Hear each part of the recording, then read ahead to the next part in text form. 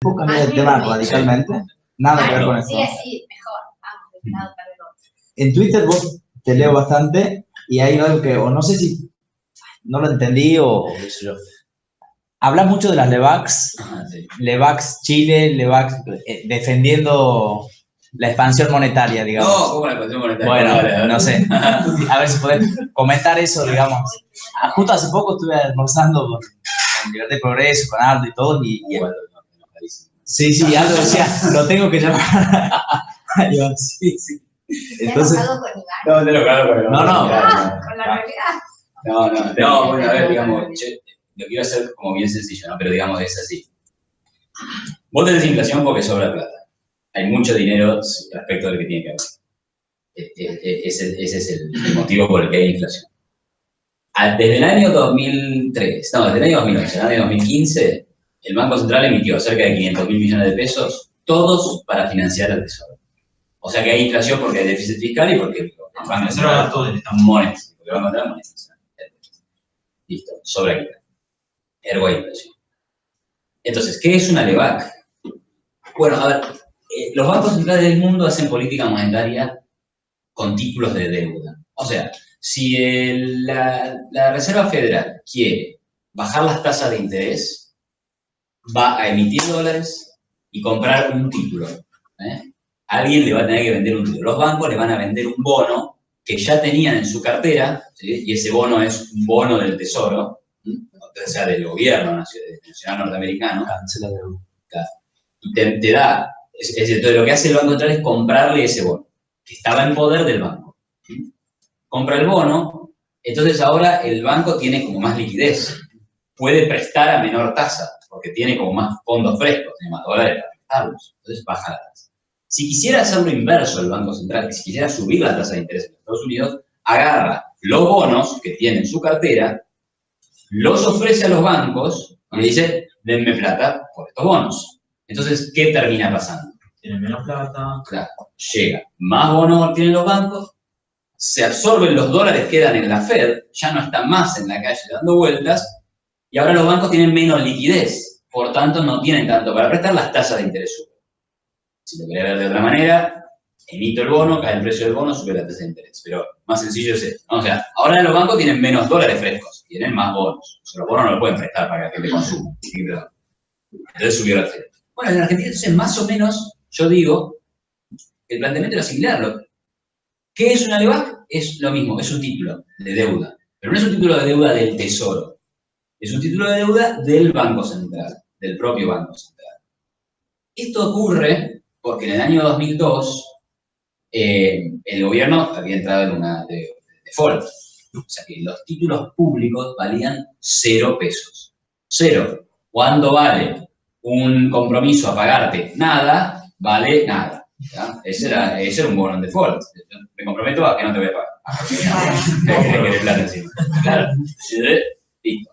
¿Qué hizo el Banco Central? Dijo, y yo tengo que hacer política monetaria, yo tengo que absorber pesos. ¿Sí? Yo tengo que tener un instrumento para subir la tasa de interés, bajar la tasa de interés, que a la larga es cantidad de dinero. A la larga son como una cosa contra cada de la otra. Entonces necesitaba ese instrumento. Digo, bueno, emitamos deuda propia, que son las LEVAC. Y las LEVAC existen, no con ese nombre, pero existían antes de esto, o sea, existía con otro nombre durante los 80, o sea que los 80 terminó muy mal de las LEVAC. Pero yo nunca digo que las LEVAC son buenas o malas, yo digo que necesariamente pueda pasar una cosa u otra. Necesariamente, es muy importante la palabra necesariamente. Entonces, se emiten estas LEVAC, bueno, ¿y qué hace el Banco Central después de Cristina? Bueno, salen a colocar una pelota enorme de LEVACs para absorber pesos, para bajar la inflación. Digo, tenés que bajar la inflación. Al emitir tantas LEVACs sube la tasa de interés. Normal. Era esperable. Entonces, y bueno, después, si querés, hay un poco una especie de picado capital, pero para que se entienda. Entonces, LEVAC, emito LEVAC, saco peso del mercado, sube la tasa y debería bajar el ritmo al que crece la cantidad de dinero y debería bajar la inflación. Sí, pero al corto plazo, digamos, al ser tan cortoplacista las LEVACs no afecta eso, no estás renovando otro tiempo. Bueno, claramente a uno le conviene tener deuda a más largo plazo, pero la deuda, al ser a más largo plazo, tiene que pagar más tasa de interés. ¿Se entiende? Entonces, sí, es cierto lo que decís vos, pero también es cierto que si querés estirar los plazos tenés que pagar más tasa de interés. Entonces, por eso se usa un título muy corto, que paga una alta tasa, pero que pagaría más tasas si fuera un título más largo. En general, los títulos más largos pagan más tasas. Ahí tenés ese trade-off. Bueno, entonces ya está, esa era la LEBAC. ¿Qué problema hay? Nada. Metés el LEBAC, sacás los pesos, baja la inflación. Bueno, después hubo algunas cosas medio que por ahí no eran del todo deseables. O sea, tenías un gradualismo fiscal en donde el Banco Central seguía emitiendo pesos para financiar el déficit. Claro. Pero vos con las LEBAC podías absorber esos pesos que emitías. ¿Sí? Vos emitís los pesos y después los sacás con las LEBAC. Otra fuente de emisión monetaria fue que el Banco Central salió a comprar dólares para evitar que el dólar cayera de determinado precio. Entonces emitía, compraba los dólares y después tenían que absorber con las LEBAC. Entonces tal vez hubo más LEBAC de lo deseable, no sé, pero mi punto siempre fue, porque la crítica con las LEBAC, ¿cuál es? No pasa por si las LEBAC están bien, están mal.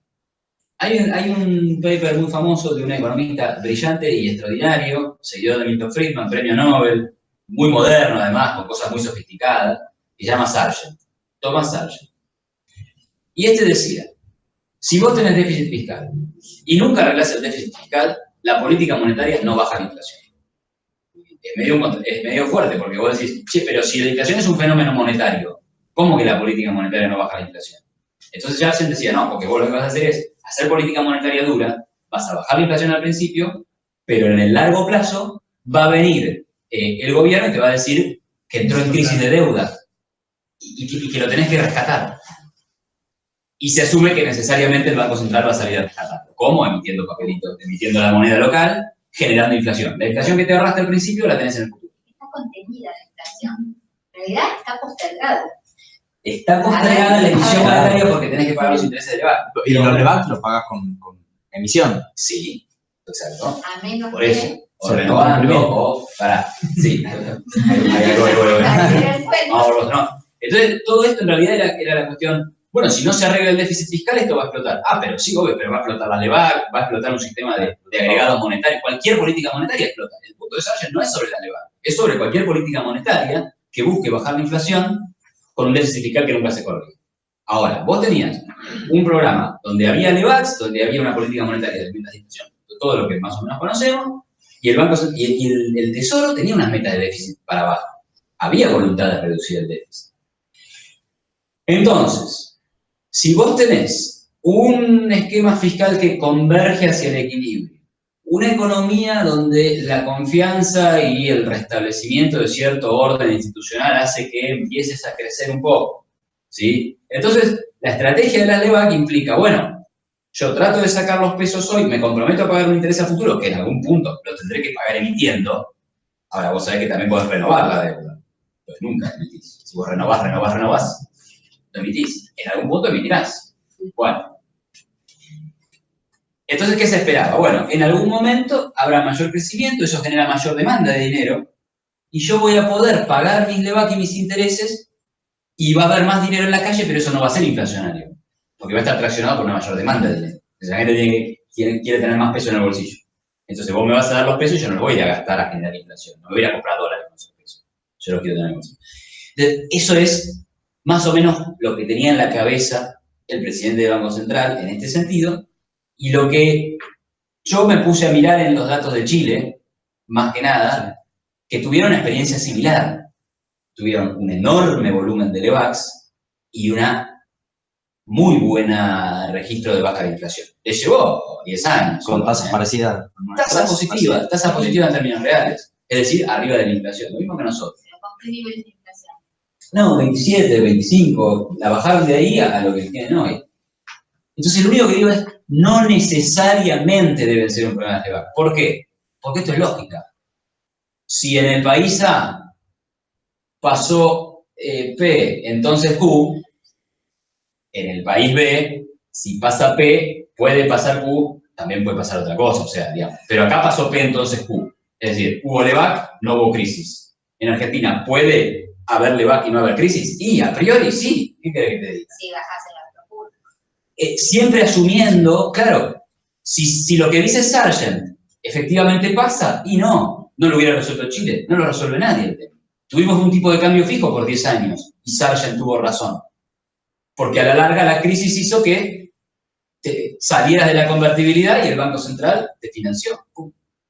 Entonces, obvio, no hay esquema monetario que sobreviva a el desequilibrio fiscal permanente y a la poca credibilidad del Banco Central. Entonces ahí quedó poco claro en mi punto. No sé si entendimos, pero... ¿Cómo termina eso? O sea, sacan los dineros de la plaza sí.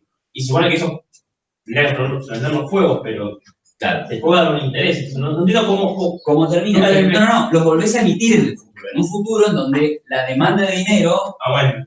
Claro. Entonces, bueno, vas a tener más peso dando vueltas, pero responde a una necesidad, digamos, es como que va a haber más productos. La productividad de la economía tiene que crecer tanto ese futuro que podés absorber, pero tenés que tener ese crecimiento. Es como que hoy tenés 2 Coca-Cola y 500 pesos. Bueno, si en el futuro tenés 300 Coca-Cola, bueno, pagás los 500 pesos más el 40% de tasa de interés, pero la inflación no va a ser. Y el endeudamiento del gobierno no te hace que tenga que sacar sí o sí. ¿Que sacar qué? O sea, que tenga que recibir los dólares que toma el Estado para darle billetes a ellos, darle pesos. Claro, no necesariamente. O sea, la deuda no te obliga a emitir. No necesariamente. Esa fue una decisión del Banco Central. Que yo no sé si dudo. Lo que pasa es que también miré Chile, a mí me contradicen. Yo miro los datos y digo, bueno, o sea, yo te diría, ¿qué hizo el Banco Central? Venían los dólares de la deuda y los compraba. Entonces sí, emitía. Que después los absorbía con LEVAC. Yo diría, no lo suficiente, no como tuvo que haberlo hecho. O sea, claramente, si vos querés emitir un montón, tenés que absorber un montón y las tasas tienen que ser incluso más altas. Acá nunca hubo una tasa realmente alta como debería haber sido. Por eso no bajó tanto la inflación.